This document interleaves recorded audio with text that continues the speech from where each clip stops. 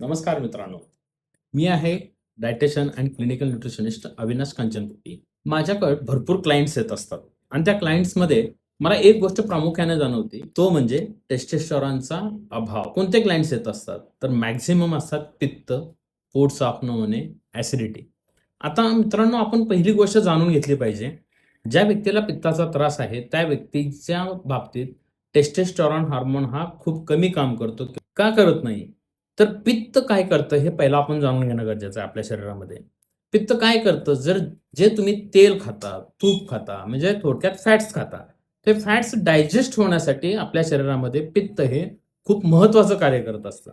आणि ते जर व्यवस्थित कार्य करत नसेल, तर त्याच्यापासून तयार होणारे जे म्हणजे थोडक्यात फॅटी ॲसिडपासून तयार होणारे जे हार्मोन्स आहेत, त्यापैकी एक हार्मोन आहे तो टेस्टोस्टेरॉन आहे.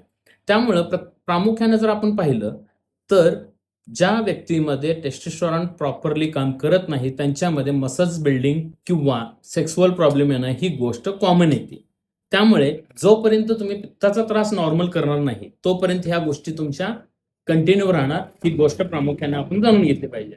आता अजून एक गोष्ट आपण ह्यामध्ये जाणून घेणे गरजेचं आहे, की बरेच जण मला म्हणतात, की आम्ही टॅबलेट खातो आणि माझा पित्ताचा त्रास थांबतो किंवा खाल्ल्यानंतर पित्त होतं, ते पदार्थ ते खायचे टाळतात. ते पदार्थ खायचे टाळले म्हणजे पित्ताचा त्रास तुमचा बॅलन्स झाला का?